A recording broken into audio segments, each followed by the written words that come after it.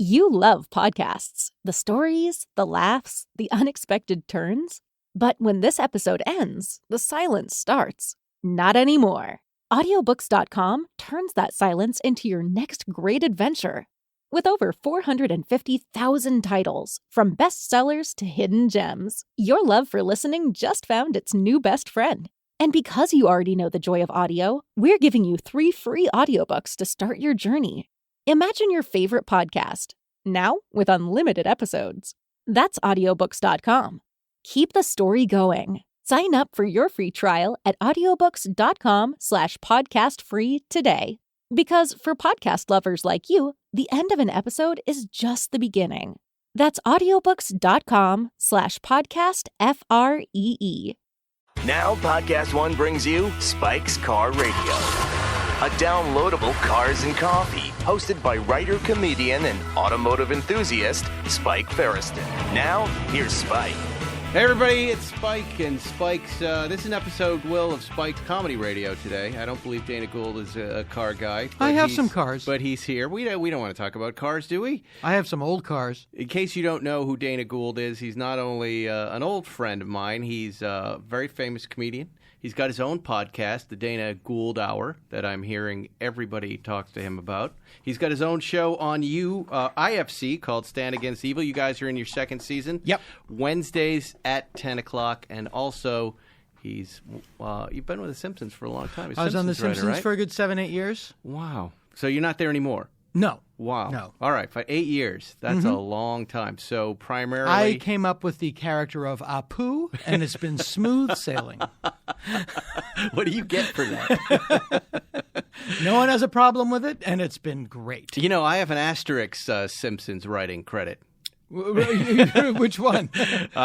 Sideshow Bob Last Gleaming is the episode Oh, really? I'm credited with writing, yes.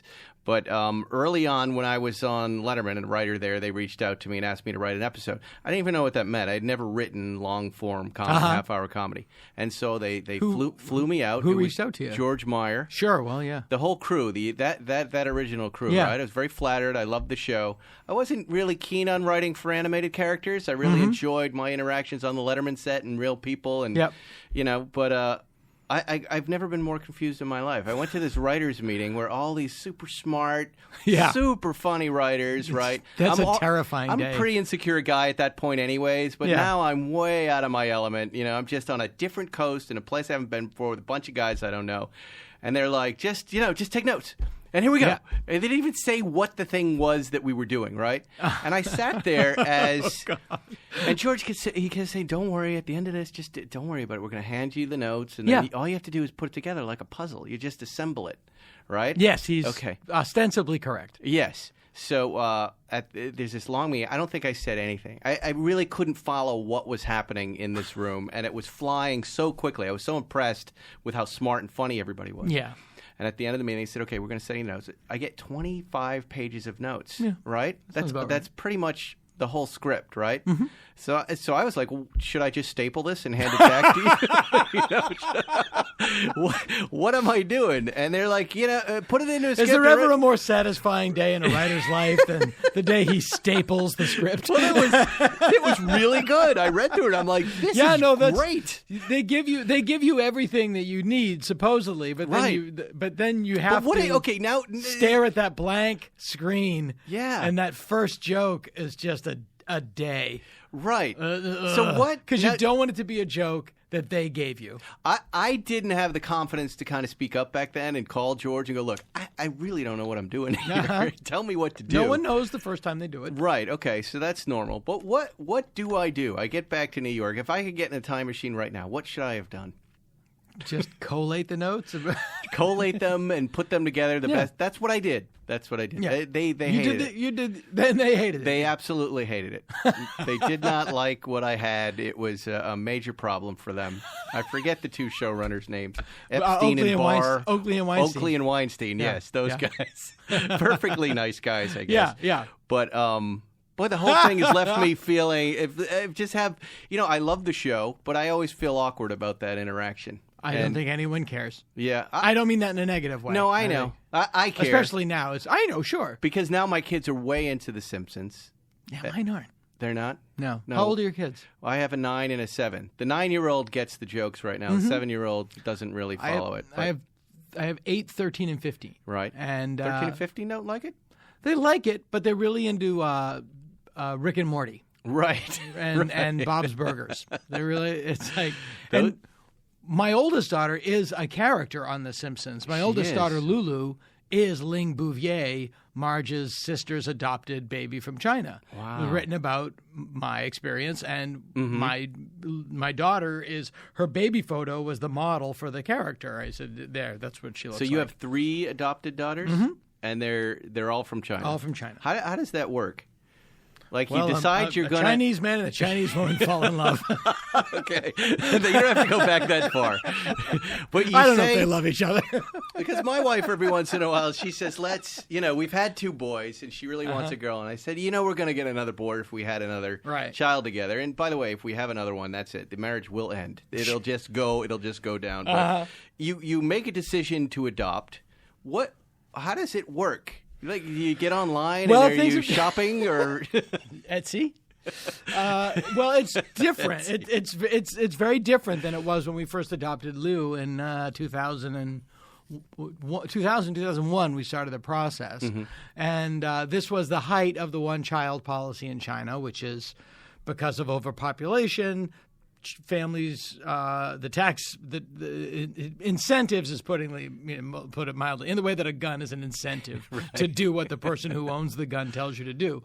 The tax incentives in China are you're going to have 1 kid, and that we're going to control the population. But in China, here's what happens when you get older. If you're a man, you get married, and you and your wife move in with your parents, and you guys take care of your parents. If you are the parent of the wife, you are SOL and JWF. So a lot of people have 1 child and they have a daughter, and they're like, nah, screw this. Let's get a son and retire. And they would, leave the daughter at an orphanage or what have you. And they had this surplus of girls in orphanages.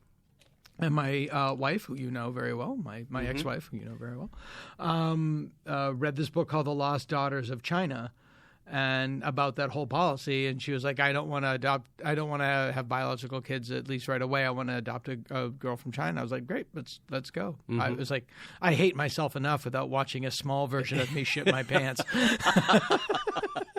So do you go to China first? Is it an expensive thing? Does it cost a lot of money? It's as expensive as any trip to China is. And not the trip. I mean to adopt. It's as expensive as adopting a kid here or having in vitro. I just don't know anything about it. It's a $25,000 or $30,000. It's like in vitro or adopting a kid here. Just literally legal fees and services, and they have to. They're not just going to give a kid to anybody. They're going to make sure you're a responsible human being. I'm not. And no, there's no way I could have done it. I wasn't hiding behind Sue. And then it took about 14 months with a 2-month hold for the SARS epidemic, if you remember that. Yeah, I do remember that. That was right when we were supposed to go, and they said, hold up, we have to let this thing pass. So when are we going to get our baby? We don't know. Where is our baby? And where is SARS? They're both in the same place. Great. I'll just relax. I was at SARS-Stock in Canada during SARS. There was a SARS-Stock with the Rolling Stones playing.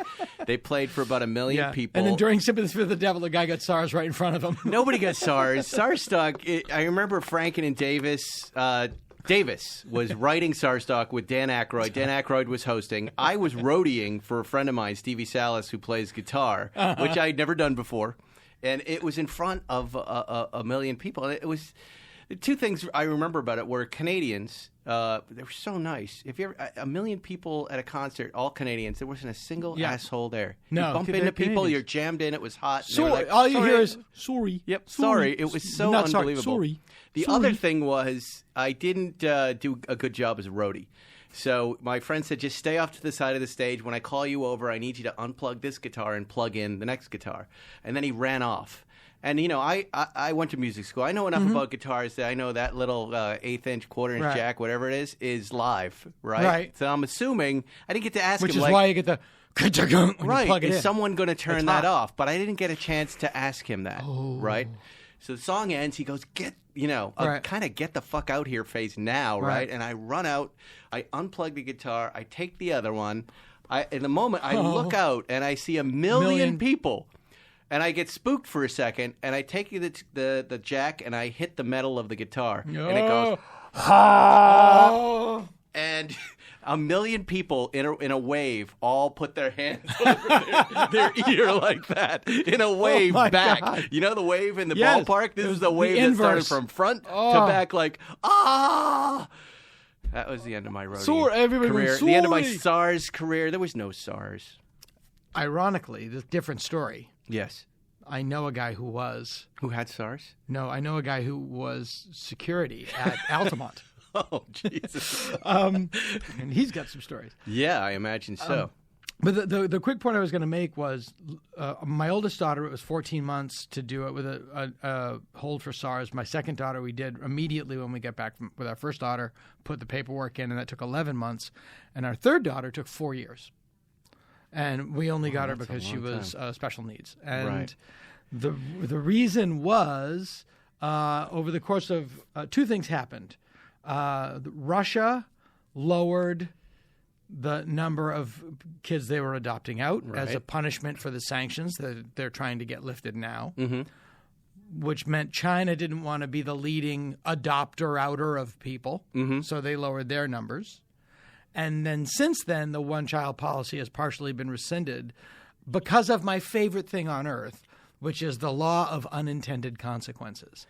Explain. I will. It's so great. You know, women in China were in this situation because they had no power. The man, you got married, and the man said what you were going to do, and then the man said, we're going to go and take care of my parents, and you're just a woman, so I don't want to hear it. Well, okay, but a generation later, now you have one woman for every 6 or 7 guys.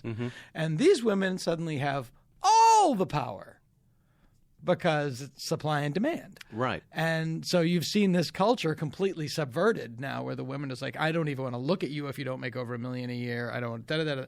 And suddenly women in China, this generation of women in China, have all the power in the world. Right. And they're like, well, we can't have this. So what are they doing? So they say you can have 2 kids, you can have 3 kids, it's okay. So they have to get the power back. Yeah, and it's just and level the playing field out. And I don't think it's a great thing that you have an entire generation of guys that aren't getting laid but do have access to nuclear weapons. It seems like that's this entire generation of guys not getting laid anyways. Yes, exactly. What I keep hearing about. That's right. I'm investing in the new hooker channel. Well, it's I don't know. I keep hearing because you know I'm trying to throw it over. What's that? Wasn't channel you? I was letting the channel go by me. I was just like forgetting that. No. But I was trying to make a more salient point, which is you know how you're always asking your friends who have older kids like what to expect. Yes. I keep hearing that teenage boys, teenage girls aren't hooking up anymore. That'd be great. They're not that the boys kind of hang by themselves.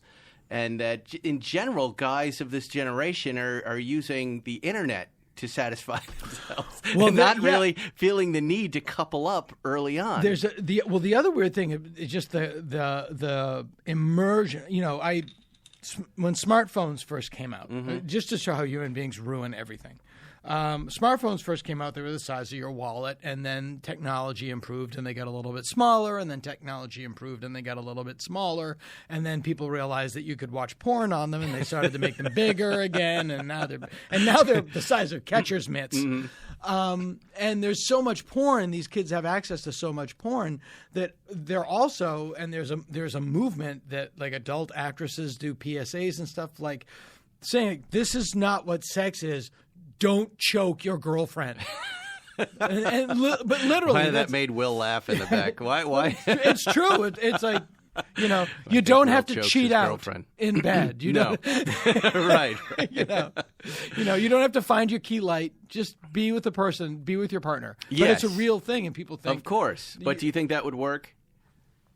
I know that they have to do this. Watching a porn star PSA, do you think that would have any effect on you, teenage Dana Gould? No, but I also don't know what it would have been like. Do I want to get lectured by this person? I don't know what it would have been like if I had endless access to video pornography prior to getting laid. Right.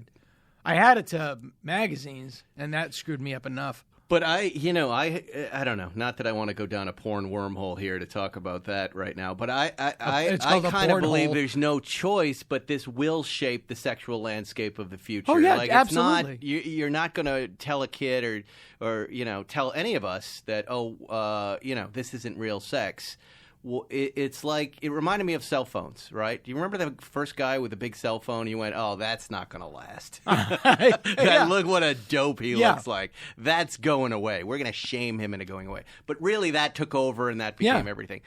Porn, I believe, is going to shape the sexual landscape. There's going to be a generation of people going, this is what sex is. Yeah. No, for better or worse, we're going to do the things we see in there. Yeah. Right? Could very well be. I don't know. That's how I feel. Anyway. It's the cart before the horse.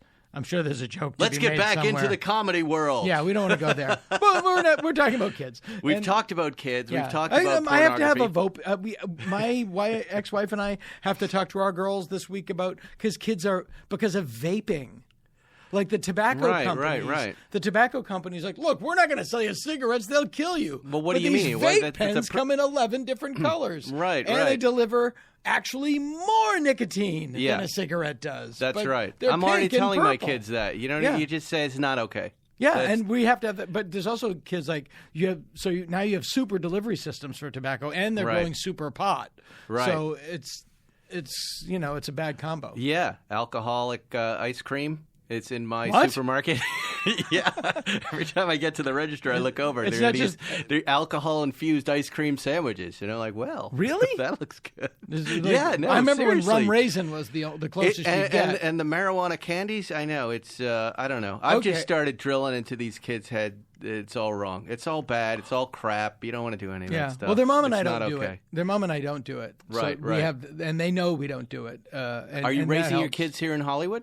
Yeah. Are you right here in the middle of it? We're right here in the middle of it, yeah. Well, we'll see. And they're ruined. We'll see how these kids turn out. It's are you in Hollywood proper? I know you don't want to say where you live. Yeah, but here's how I think of it. East of the 405 or west of the 405? Oh, no, I'm on the way to Radford from here. Oh, you are? So you're right in the middle. We both. Yeah, we live, we're no longer together, but we live 4 minutes apart. Right. And we're very together. There you go. Yeah, and I was there last night and this morning. Yeah, you have to tell them what's going on in Hollywood because it can be a creepy place. And it's the school too. I have one daughter. I have 3 kids in 3 private schools. Really? Different ones or the same school? 3 different kids in 3 different schools. Oh my God! Because I like to drive. See, we could talk about.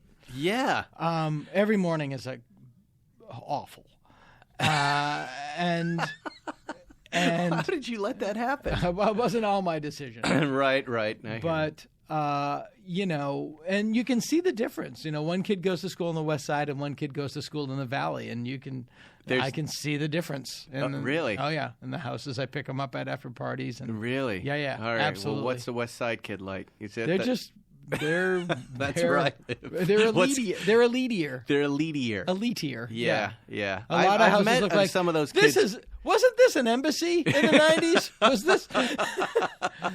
Wasn't this when they parked the shuttle? Well, they have access at some of these schools. Like there's a school down the street from us that had Lady Gaga perform there last year for their fundraiser. And you're like, well, wait a minute. We were at parent-teacher conferences looking out they have the rectagonal glass window in the classroom door, watching Steve Mnuchin impatiently wait for us to finish. Really? Now, yes. What was he doing there? With his kid, doing a parent-teacher conference. The Trump guy. Yes. Wow. The guy. Trump movie producer guy. Yeah, the guy that won't say Steve Moore, Roy, whatever that guy's name is. Yeah, that guy. Yeah, Roy Moore. Yeah, Grand Moff Mnuchin was just like, hurry up, guys. Yeah, I'm more of a valley kind of guy. I grew up very working class, and I feel more comfortable. No, me too. I mean, I grew up in a little blue-collar town in Massachusetts. Surprisingly kind of right-wingy, though. They're all right-wingy. What town? West Bridgewater, Mass. You and I have a lot. We're We're almost born on the same day. You're born on my brother's birthday, August 24th, Yes. 1964. Yes. I was born September 3rd, 1964. Oh, so okay. A few days And off we- of you. and We're we both live- Massachusetts guys. And from similar places. From similar places. West Bridgewater is the I know where the western part of Brockton, Yeah, Massachusetts, sure, yeah. which is the crack capital of Massachusetts these days. God's country. And but our town was this beautiful little dairy farmland town, and we listened to Leonard Skinner, and we had pickup trucks and American muscle cars and gun racks. Yeah, we had the fished, same thing. We We were in canoes all the time. We were out in the woods shooting crap. Totally. We were riding motorcycles down the sidewalk and doing stuff like that. And that's I the loved weird it. thing, and you feel like now I know how people. I remember. I'm going to drop a name because I get to drop a name. Sure. But I was talking to Bill Graham, the rock and roll producer. Okay, not Billy Graham. No, Bill Graham, the rock and roll producer. Because I used to work I still do work at the Punchline in San Francisco that he owned, and he owned that the way you own like a flashlight. Like there's this thing, I think it's a club, I own it, I don't know. And he was talking about, he was a technical advisor on Jim Morrison on The Doors, the Oliver Stone movie, The Doors. And he was complaining, he was like, "Oh, how can this guy get a whole decade wrong? You get the whole 60s, you got it completely wrong. Who gets an entire decade wrong? How do you even do that?" And we used to joke about Bill Graham presents Sunset on the Bay. "All right, son, I need you to come down 20 minutes earlier. I want the North Star to come up on the South Moon. I need you to be a crescent moon tonight. You come up at 4:30 or you're never working this bay again." So, but I feel like that watching Stranger Things, it's like, no, I went to high school in the early 1980s, and the early 1980s were the height of the 70s. Right. The early 1980s was, in our high school, That's true. Jethro Tull, Right. Neil Young, Yes. all of that stuff. Right. That denim was the jackets music. and long hair. That was the whole deal. The 80s didn't hit those towns until about 87, 88. I really want to have the Duffer Brothers come on the show. I want, first and foremost, I need to know if they're really brothers. Do you know if they're really I brothers? don't know. No. Secondly, though, the car choices this year are exceptional. Oh, well, yeah. Exceptionally on point and beautiful examples of those cars. Yeah, like the that we kid grew with up- the mullet. The kid with the mullet. Like, Right, yeah, right. He's got the Camaro. Yeah, he would right. have Winona that Ryder car. has the Pinto, that light green metallic Pinto. He would have that car, but he would not have that mullet. He would just have long Dukes of Hazzard hair.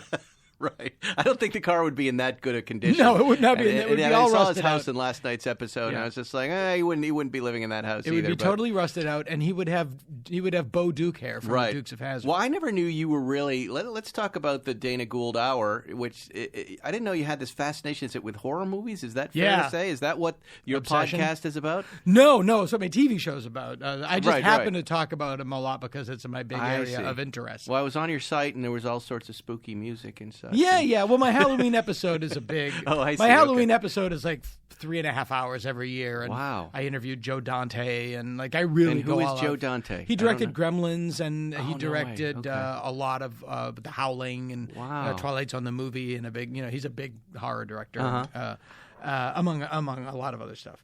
And I mean that's the kind of stuff that I grew up loving. That was my friend Matt Weinhold describes it really well. That's my football. Right. And you were saying that you get, before we started this morning, you just get a lot of reaction on the road to your podcast, more so than some of the TV shows you're on when you're doing that's right on the late night shows. And I've been hearing this from comedians that, they can walk on to these shows. I've had the same experience. I think I'm in a slightly lot lower category than you, but I've walked on to some pretty big sets, of pretty big shows. Well, you were on from Letterman Today at shows, yeah. Colbert's, things like that. Yeah. But I hear about the podcast more than anything else, right? Is that your experience? Absolutely. And it's not it's just how the nature of those shows has changed, the goal of those shows, and the way that people take in entertainment. I think specifically with podcasts because you're much more a part of some person's life. You are alone with them. They're either in their cubicle at work listening to you on headphones, or they're in their car alone listening to So there's a you. personal connection.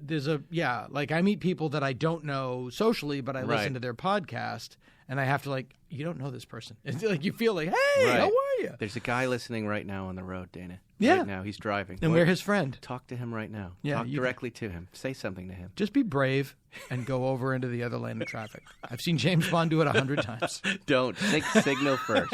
Be careful. But there, I hear that what would be you're a saying. really funny thing in a chase movie if the guy does it, is instantly killed, and the movie ends.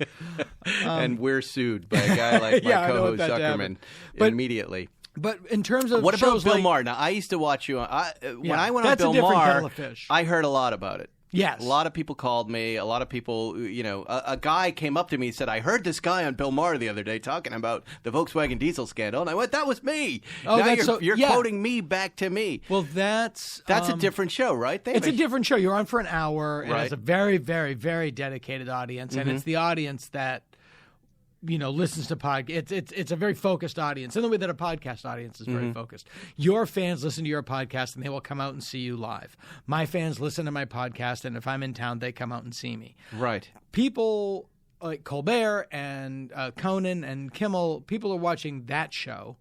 And what they're really watching that show for are the bits at the beginning in the hope that something goes viral. Mm-hmm. The goal of those shows now, by and large, is to get a big star up in the front, to do the monologue, to do a desk piece that goes viral, get a big star after that, and that gets you right up to the 30-minute mark. Right. And that you try to hang on to your viewers up to the 30-minute mark and hope they'll coast with you on the second half of the show. And it's really cutthroat, and it's really... it's really true. brutal. When was the last time there was a big moment in an interview on a late-night show where we all went, wow, look at that. So-and-so said this. So-and-so answered this question. It's more, it's car karaoke. It's a drunk dog played ping pong. Egg-smashing game. Yeah, exactly. Yeah. Let me smash an egg on Tom Cruise's Exactly. face. Jennifer Lawrence farted in a sink and bit at the bubbles. Right, but I like that. So for some reason, like at 11:30, I watch Fallon, I think, more than any other show right now. I kind of like it. I don't know what it is, but it's very enjoyable. It's enjoyable at that time of night. Yeah. And I really enjoy the back and forth between Higgins and Fallon. Like that's good. And then I catch up with the rest of the guys in other times. But I'm watching Bill Maher every Friday night. Right. That's a different show. That keeps me a little sane. It's just I to agree. have him out there in that monologue, just talking and saying generally what I'm thinking. Exactly. Yeah, exactly. So no, I'm not crazy. I'm not crazy. Yeah, this is insane.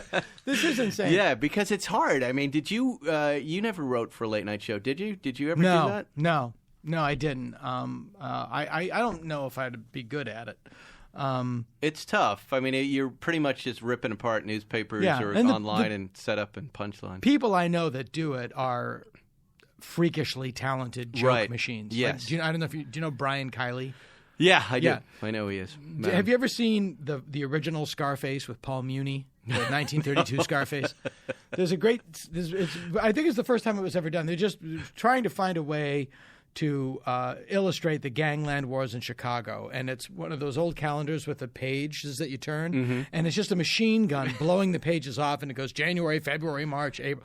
That's Brian Kiley's ability to write jokes. Wow. Just like Brian Kiley and Blaine Capatch are the two scary. I think I've heard his name forever. Yeah, Blaine Capatch. I've always loved it. I've always loved saying it because it's Blaine Capatch. He's the greatest guy in the world, but I don't know him that well. He's Gerard Mulligan was that guy for us online. Yeah, I've met He was Gerard one of those Mulligan, guys who could just just lay out the jokes nonstop. I remember we were when Kiley was just a comic. We're in Boston getting into. I'll never forget this, and this was during the time that Stranger Things is now being depicted. Right. 1984. And we were not, and we didn't have mullets and everything. When it's 1984, not everything is from 1984. No, most of the stuff right. is from the 70s. That's right. It's like when a movie is set in the 50s and everything is from the 50s. No, most of the stuff in the 50s was from the 40s and the 30s. You're too far ahead of yourself, though. I want it all like it's supposed to be in the 80s. I want to be reminded of those things. Well, that's what the show does. When that opening title, that's one of the only opening titles, Stranger Things, that I'll sit through the opening titles. And I the won't synth skip is the intro. Perfect. Yeah, and the glowing red and all of that. It's all and good. I like that nostalgic It's basically feeling. the Christine. It's the font from movie Christine. Anyway, we're going to get into your show. I have to say this Brian Kiley. Go ahead. joke. Finish your Brian Kiley, then we're going to take a break. How fast Brian Kiley is. Okay. We're leaving Play It Again Sam's in Allston, Massachusetts, and we get into his car, and he goes, "I wonder what the score is." And he starts his car, and the radio comes on, and he goes, 4-5, Red Sox, Yankees, or whatever the game was. And without blinking, Kylie goes, "This must have been the radio from Gilligan's Island." There you go.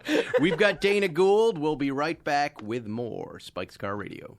When you're looking to buy a car, you want to make sure that you're getting real pricing on actual inventory. Unfortunately, a lot of times, this isn't the case. People configure cars online only later to find out they're not available. This just happened to my brother. Well, with TrueCar, you get real pricing on actual inventory. This is not pricing offered by TrueCar, but pricing from an actual dealer. And not just any dealer, but a TrueCar certified dealer. This is a carefully curated network of dealers committed to transparency and offering you a competitive market price. Using TrueCar, you can easily find the car you want. Next, TrueCar will show you what other people in your area paid for the same car you're looking for. Now you know what a fair price is, so you can feel confident. And don't we all want to feel confident? Over 3 million cars have been sold to TrueCar users by the TrueCar Certified Dealer Network. There are over 13,000 TrueCar certified dealers nationwide. You will work directly with a TrueCar certified dealer contact. TrueCar users are more likely to enjoy a fast buying process when they connect with TrueCar certified dealers. TrueCar users save an average of over $3,000 off MSRP. When you're ready to buy, visit TrueCar to enjoy a more confident car buying experience. Some features not available in all states. And guess what? I'm not telling you what features and what states. What's it like for you watching games of your son coaching? Agonizing. It's a family affair on Attack Each Day, the Harbaugh's podcast. You know, I didn't know there was actual work here. Recent guests include Rich Eisen, Judge Judy, John Harbaugh, and the Sklar brothers. That was definitely a great moment to tell our parents, hey, we're not going to go to law school. We're just going to go ahead and do a job we could have done out of high school. Thanks for paying for college. Exclusively on Podcast One Sportsnet. Get episodes every Tuesday at Podcast One and Apple Podcasts. You're listening to Spike's Car Radio. So wait a minute. All right. Well, welcome back. We're here with Dana Gould. In the break, people always they go like this. They relax. They start talking. They start saying the stuff I really want to get to. Yeah. And what did you just say to me? You know, I just killed a man last week. No, you didn't say that. No, I just sold I had a 1965 Ambassador wagon. An Ambassador wagon? Yeah. Wow. Mitt Romney's dad built that car. Really? Why? Yes. What do you mean? George Romney, when he was at American Motors, I believe. That was one of their cars. And Why did you buy that? It was a girl. I was dating a woman whose car it was, and she had sold it to a guy when she needed money. And the gentleman who she sold it to said, "I can't afford to pay you what this car deserves, but I promise you I will sell it only back to you. I will never sell it." What color was this wagon? Aqua blue. And I can show it to you. And I think I'm looking at it right now. so, was it that? Yeah, color? that's my car. Oh, that is actually my car.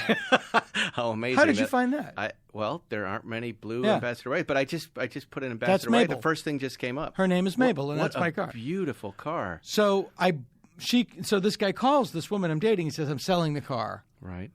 Do you want to buy the car?" And she couldn't buy the car. And we were dating. And so I'm going to surprise her, and I'm going to go buy the car, and put it in my garage, and then ask her to get something out of my garage and be the coolest guy in the world, which happened. Yes. And we broke up a week to 10 days later. We broke up not 2 weeks later.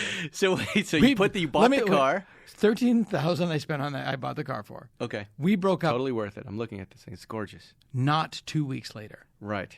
And you didn't really want the car. You were just trying to impress her. I don't want her to take the car. Just take your car back. But wait, just take us through the moment. So you put the car in the garage, you buy the car, right? And then she was there with her son, her. so I didn't even get laid when I bought the car. She comes with her son, and then what do you say to her? I said, could you some check gasoline from the garage? I said, could you check the garage? I just we were going to go to lunch or something. I said, I want to put the stuff in the dryer. Could you just tell me if the washing machine's done? I'll put the stuff in. Could you just tell me? And then she goes, and then. And she opened the garage door and she flipped out. Yeah, and her son flipped out because it was his, his dream car. He was a kid in that car, and And they it was great, said, but this is over. It didn't take. We didn't go for. I can't have men treating me like this. I think that might have been part of it. I don't want to armchair quarterback anybody, armchair psychoanalyze anybody. But finally, about a year after we broke up, I got her to take the car. You gave it to her. I did finally give it to her. It took about a year. Yeah. But here's the weird thing. That's so nice of you, man. Why? That's really sweet of you. That you weren't angry about the breakup. Did you break up with her or did she break up with you? You don't want to we don't need to get into details. I'd like to know. But then you gave her the car. Was she happy at that moment? Yes, I've been told. That's fantastic. Let me just say this. I didn't do anything. But you gave her a car. But nobody's ever given me a present like that. I know. I'm looking at this thing. You guys have, if you Google 1965 Ambassador wagon, you'll see this blue. What color is this blue? I would say that's aqua blue. That original. I think it looks like the phrase everybody uses that isn't correct is robin's egg blue, yeah. right? But that's not the color. Here, I want to see if any of these were taken in my yard. That one's from Hemmings Motor News, which has a lot of great cars on it. Yeah, that was the picture that I saw when I bought it, and that's the. If you look at the license plate, it now is it says 6 Mabel 5. Yeah, and now it is Mabel 65. Wow. Yeah. It's a beaut. And did you? That is quite literally. Did you put all the kids in it? All your kids in it? And they just go driving nothing in it? to do. I wanted to take them to the drive because I go to the drive. Well, you don't ask them. You just do that it. was the problem. I put in seat belts. I put a new inner shell on the ceiling. Right. But I'm not. I still have my Volvo from 1992. That's cool. My 240. How many miles? Over 200. Wow. Yeah. And Volvos are known for that. Yeah, there's a guy with amazing. a 1,000,000-mile Volvo right. on Long Island. Right. Yeah, especially the 240. I love people like you always say, I'm not a car guy. I'm not a car guy, but I've got this car. Yeah, I have a car. that I love. And my girlfriend has has 100,000 miles on it. And my girlfriend has a 1970 Volkswagen that's now in my garage. So my garage has what kind of old Volkswagen? cars. A little Beetle? Yeah. Wow, 70 I have Beetle. one of those. Yeah, and so if you do open my garage, there are 2 old cars in it. Well, that's great. That's it. But that's the whole thing. But I don't know anything about it. You don't have to. I would. Well, here's the problem. I would be on the highway. I'd be on the 101 driving Mabel, and the few times I drove her. And people would come up and roll down the window frantically.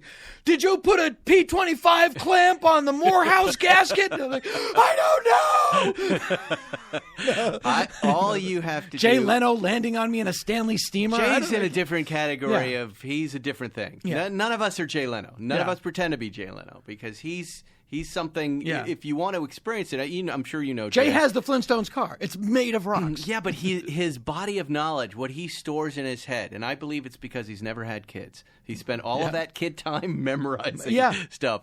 It's encyclopedic. It really is truly mind-boggling what he knows. Yes. And you don't have to be that. You just have to have this love for this thing with 4 wheels that you drive around in. And here you are with 2 vintage cars. Now, and I didn't even know this. Yeah, and I like it for the same reason I go to the drive-in. I'm sorry, I just flipped up. My producing partner just walked in. He's miming. I like to give my kids. Gesture. What I live is the life I wish I had when I was a kid. Exactly. Right. To the point that my house was built. I was born in 1964. My house was built in 1966. It is furnished to the era. Really? 9 times out of 10, if I watch TV, while you're watching Fallon, I'm watching Perry Mason on MeTV. Right. So you're recreating your life as a 2-year-old. No, I'm improving my life as a 2-year-old. This is what I wish. Why? I could do. What happened? Why do you want to do that? You just feel this love for nostalgia, or was there turmoil growing up? Both. There was. Yeah, I grew up in a very, very, very chaotic household. Really? With no stability whatsoever. Right. And everybody was drunk. Everybody was drunk. So I had 4 older brothers, 2 parents, a younger sister, and a 3-bedroom house, and everybody was always drunk. Wow. And Did you share one bathroom? Yes. Me too. And did you have this habit then? What's that? You had to break when you left the house? Announcing when you were going to the toilet? Yeah, because I was like, I gotta poop. No, what? I don't care. I'm still in the shower. Yeah, but you'd have to say that in case somebody else had to pee. No, don't go. I'm going first. And then there was so much in college pain growing up that you don't know it at the time. You think everybody's always in agony. Oh, I didn't. I had it didn't sound like as crazy, but I had some addiction in my house, and it was an angry, sarcastic house, and my feelings didn't matter. I know exactly blah, blah, the blah, house blah, you grew up in. And I walked out of that situation, and I think it was a second or third breakup with a girl at the 4-year mark where I was like, this is a weird pattern. I seem to be reenacting this relationship over and over again. And I went to the self-help aisle of a bookstore and I read an argument I had just had the night before with this girl when I broke up, line by line. And I went, What was the book? It was, I don't even know. It was some low self-esteem type thing. And I'm like, does this person know me? I mean, I'm writing on Seinfeld at the time, and I'm thinking there's a microphone in my bedroom, and this fight that I just had somehow got transcribed into the book. And so I went to a shrink. I sat down with a guy, and he said, "How was your childhood?" I said, "It was great. It's the happiest childhood ever." And that's where my little journey began. He goes, "Oh, what do you remember about it?" I go, "You know what? Come to think of it, I don't remember much. I don't remember a lot of it." Wow. And he said, when I have people like you come in and you're saying the types of things and the relationships you get in over and over again, they say they don't really remember their childhood. A lot of times that means they were very unhappy. And I went, oh, well, not me. And that, that's where it began. But for no reason, if you're cool right now, I'm going to cry for 10 minutes. No, I never did. I never had that moment. Really? Spike, I've wept like a little girl. Well, that's good. Well, that's good because maybe emotions weren't allowed in your household growing up. Right? No, rage was. We had two emotions: rage and suppressed rage. Those were allowed. Yes, I'm going back tomorrow. We had rage and sarcasm. Those were our two that we saw. I was talking to somebody last night, and I forget who it was. But I was saying how there was so much sarcasm in New England, Massachusetts. By the way, which helps you with your comedy genes. Totally, there's a reason we're all funny. Oh, it was a director, this British guy, and I was trying to explain to him and he goes, "What you're describing is very British." Remember the National Honor Society in high school? Mm-hmm. Okay, so I get in the National Honor Society, and I was an usher at the movie theater, and I said, "Hey, I'm gonna be late tomorrow. I have to go to the National Honor Society thing." My boss went, "Don't shit yourself."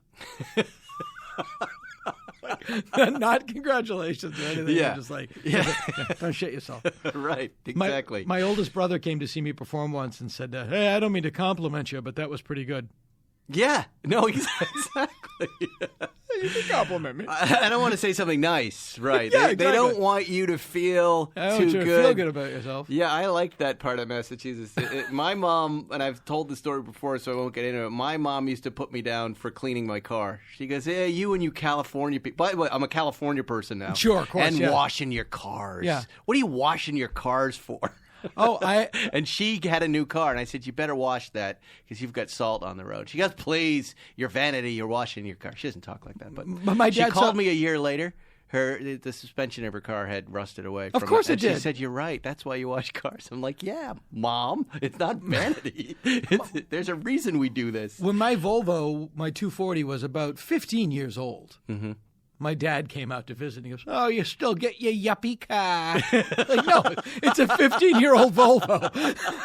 Yeah, yuppie. That's right. You don't want to be a yuppie. Your yuppie car. With your polo and your collar turned up. Oh, gee. Mr. Cool, you can't have a beer, can you? You got to have some Stoli vodka.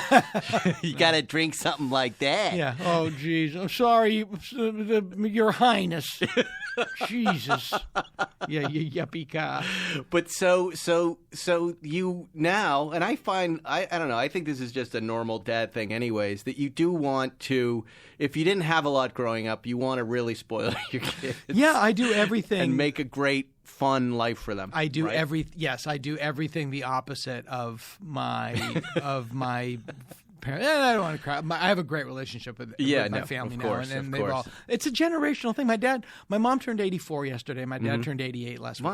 87 last week. My dad is Don Draper's age. Right. So I know what Don Draper. I know how we ended up. Right. Somebody had to explain to him what email was. and what he did wrong. Yeah, John Hamm just banging a cell phone on the table. What is this goddamn thing? I think, I don't know about you, but for me it was just to finally realizing these people really had no information. There was no instruction manual. There was no booklet. Yeah. I'm sure there were lots of folks out there raising kids right and being kinder and not, obviously addiction's a separate issue. Yes. But nowadays, we really have so many cheat sheets. So many to not screw our kids over. False beliefs because they're handy They're easily said. And I always get into this whenever I get bored. I go on Twitter and I pick a fight about guns. Fills up the day.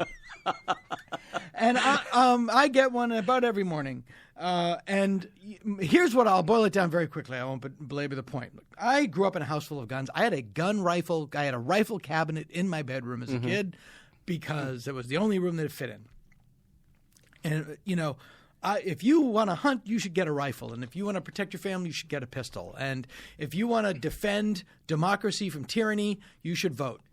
You don't need an AR-15. There is a group of people, a large group of people in this country who feel they have to be armed to the teeth because one day they're going to have to fight our own government because they have all these facile memes. A well-armed populace says they've vanguard of victory, James Madison or whoever said it. This is what that fight will be like in real time. Target acquired, target destroyed. So what do you want to do for lunch? Don't say pizza. The AR-15 won't figure into that conversation. And they just because they have these facile memes from James Madison. And right. We grew up with memes like spare the rod and spoil the child. And our parents thought, well, if I don't hit him, I'm agreeably queer. But guns are a very dark attraction. Sure. It's hard for me to admit this, but after all the stuff that's gone on lately, I'm suddenly attracted to AR-15s. Now, I'm not going to buy one. I know I don't need one, but I kind of have this dark fascination and interest with the gun all of a sudden. Sure, it's absolutely and understandable. Once I've owned guns before. Once you get them, they talk to you. They go, hey, why aren't you shooting me? Why aren't you playing with me and out in the woods or using and all that's fine, but is it? But I mean, it's like that is where I draw the line is like if you feel that you have to be armed enough that you and your friends can take on the 1st Armored Division from the porch, right. and that no law should limit the access to what you have. But we're talking about like our parents' generation. Remember, hey, when a woman says no, she means yes. Right. They grew up thinking that was true. Yeah. If there was, hey, if rape's inevitable, lie back and enjoy it. That was an expression that people said. In my home, these things aren't true just because they're easily remembered. We would walk down the street with guns. My friend would have a 22 or something, a 30-06, and we would go, hey, let's just go out in the woods. We just walk down the street with our rifles by the cops. They'd wave, and you'd go out in the woods, and you're shooting. And a lot of people that don't come from that culture don't understand the cultural affinity of that. Right. I have no problem with anything. My personal belief is civilians have no business with military-grade weapons. Right. Period. Yeah. No, I don't disagree with that. If you want an AR-15, then you should also have a grenade launcher. And if you don't have a grenade launcher, why don't you have a grenade launcher? Why don't you have a suitcase nuke? Right. If they have nukes, you should have nukes. All right. Well, let's talk about Stand Against Evil. Why we're here. You guys you're on IFC Wednesdays at 10 p.m. You're in your 2nd season. Congratulations. Thank you. Yeah. Are we in the middle of the 2nd season? Yeah, we're in the middle of the 2nd season right now. Yeah. Tell the listeners what the show's all about. What if Archie Bunker was Buffy the Vampire Slayer? Basically, I took my dad, as I've described. And I did a pilot with him, well, not with my dad, but the premise of like, what if my dad came to live with me and Sue and our kids? And I did it on ABC, and Brian Dennehy played my dad, and he was brilliant. And we got made. It didn't go to the series, but I saw that the character worked. And I wanted to do a show with that character, but I didn't want the show to be about that character because I didn't want to learn anything, and I didn't want any of that malarkey. But I do you had like too many character. Notes through the development process. I didn't want the character to be like, no, Grandpa, he actually likes that black guy. He just didn't want us to know, And I just thought, well, what if I just took a show that I like The X-Files, a show that I enjoy watching, and just put my dad in it, and people had to deal with him because the way people in real life have to deal with him, and that was the show. What if Gillian Anderson was partnered with my dad instead of David Duchovny? Right. Janet Varney plays that character, and John C. McGinley plays basically a younger version of my dad. And so is he a vampire slayer? No, he's a retired sheriff in this town where all the sheriffs are cursed because in 1692 the constable went crazy and burned 172 people for witchcraft. Salem had 21 and he really wanted to win.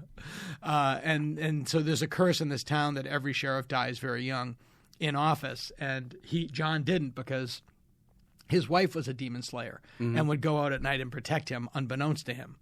And are you starring in the show? Or No, John C. McGinley stars in it. I have a recurring role. I have a small role. Wow, that's a dream come true. It's like a really little fun, show yeah. that you run that you can be in whenever you want. Exactly. Are you shooting 10 episodes a season? We do 8. We do 8. Do you 8? So, And so what it's, kind I of- still and- have to go on the road. Do they? Is a good budget?